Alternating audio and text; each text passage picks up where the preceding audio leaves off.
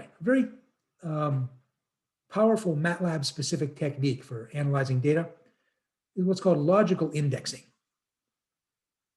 where you can actually pick out certain elements of an array by giving an index that's a set of falses and trues, or logical zeros and logical ones, and it will pick out the ones where there's a true. Right, so in this case, you see it'll pick out the third, fourth, sixth, and eighth elements of this array. Okay, so I got 6, 1, 3, 8. Third, fourth, sixth, and eighth. Now, normally you don't just type in trues and falses. Normally this comes from a relational operation like this. Okay, so if I wanted to pick out the elements of F that are greater than 4, here's how you do that. Okay, so F greater than 4 gives you a logical array like this.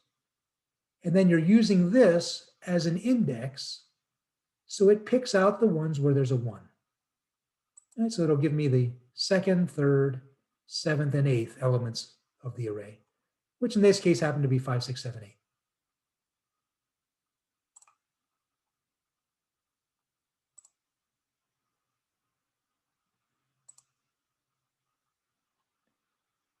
Now that's if you want to pick out the values. Okay, so I'm saying, give me the values from this array that meet this condition.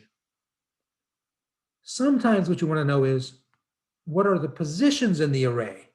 In other words, the indices for the elements that satisfy that condition.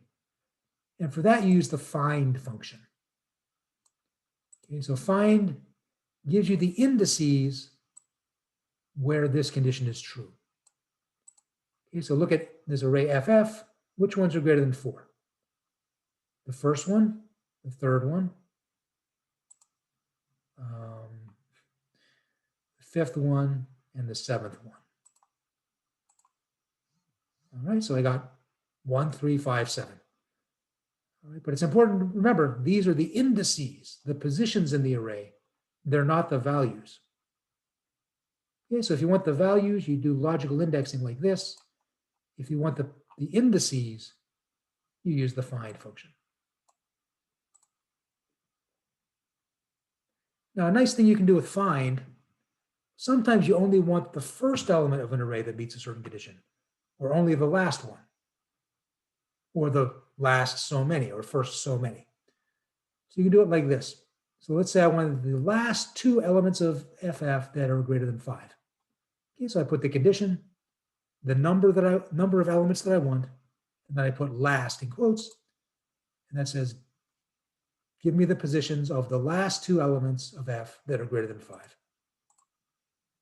which in this case happens to be the 5th and 7th ones.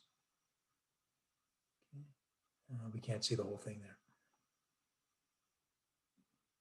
Okay, so the 5th and 7th ones are the last 2 that are greater than 5. Or this one is saying, give me the first one that's less than 5, which is going to be the second one.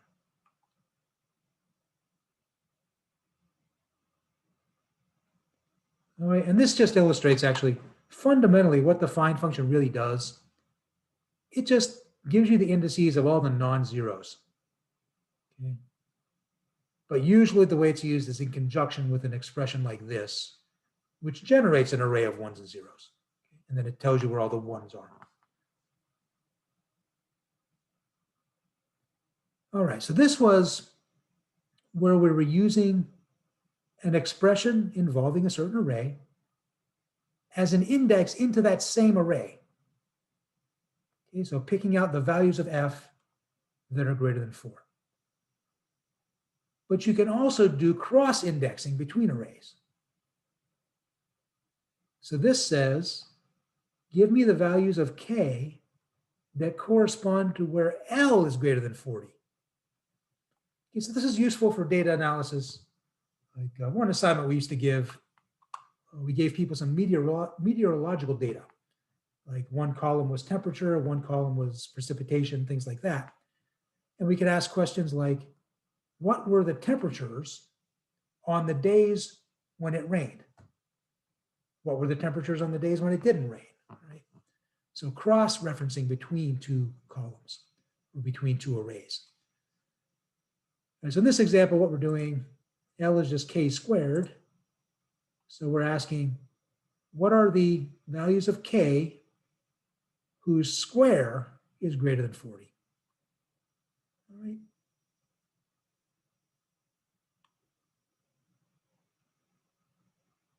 Any question about that? Okay, this is where it gets a little bit subtle, a little bit complicated, but it just takes some practice getting comfortable with it.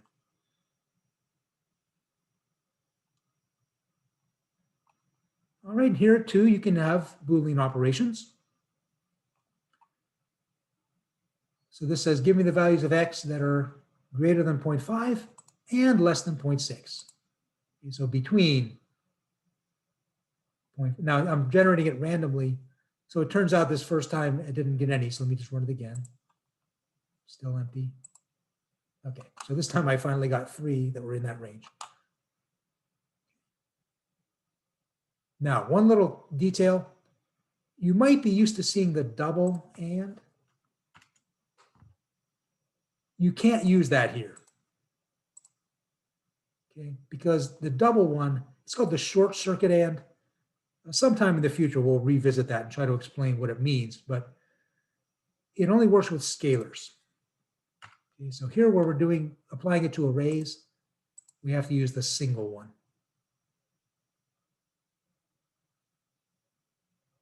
So just a general rule, use the double and or with scalars, use the single one with arrays. And again, you can do this with find. Now, a question that might come up is, well, if find gives me the indices where a certain condition is being met, what happens if I apply it to a matrix instead of a vector? Is it going to give me the row and column indices? Well, only if you tell it to. If you don't do that, if you just do this, just find whatever the condition is and give it one variable to store the results in, it does linear indexing. Okay, remember, linear indexing is where it just goes down the columns. So if X is that, okay, starting column 1. So we're looking for something between 0.5 and 0.6. So I go down the first column, 1, 2, 3, 4, second column, 5, 6. Now I've got one. Right, so the first one is 6. And I keep going down that second column, 7, 8. Next column, 9 is in that range. So I get a 9. Okay, so that's how linear indexing works, column by column. But if you want the actual rows and columns, you can do it this way. Give it 2 variables to store the results in, one for rows, one for columns, and put them in square brackets. Right, so it's kind of like what you did with the min or max function. If you wanted both the max value and the max index, you put it in brackets. All right, so that'll give me 2 vectors. One has the row numbers, one has the column numbers. So what it's saying is there are 3 values that meet this condition. The first one is row 2, column 2. The second one is row 1, column 3. And the third one is row 1, column 4. So it just depends on what you're trying to do. Sometimes you want the row and column information. Sometimes you can just stick with the linear indexing.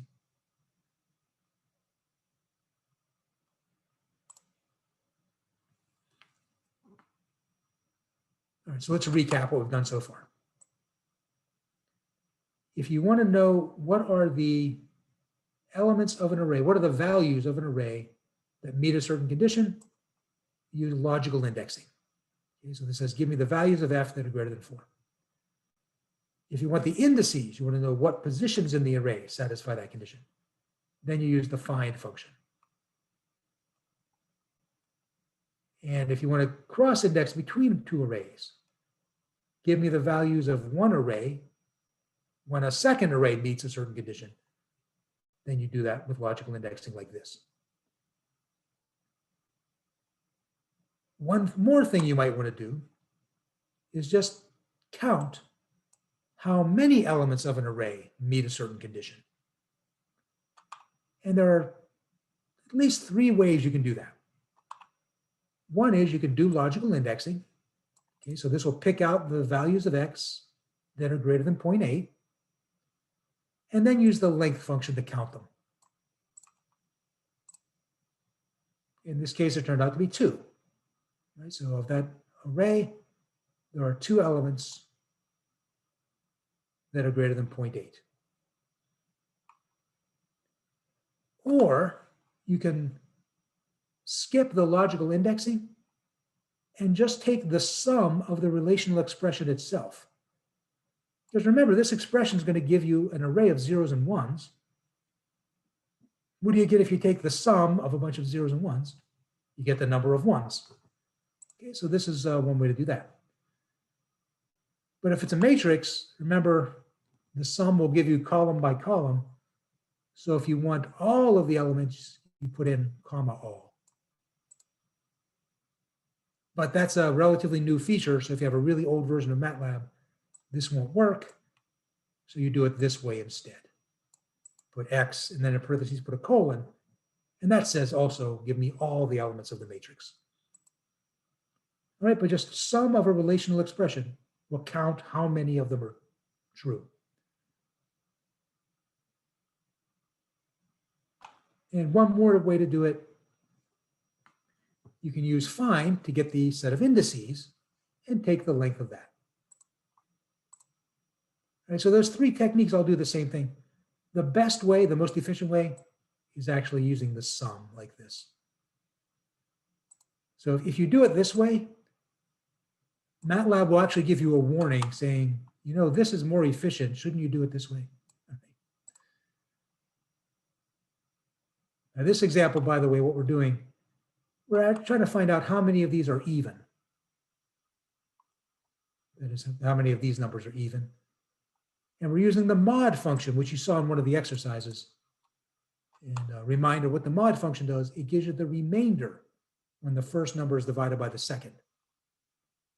Okay, so it looks at each element of y, divides it by 2, returns the remainder. If the remainder is 0, that means it was even. Okay, so the second, third, and eighth numbers here, second, third, and eighth, are even. So if we take the length of that, we get 3.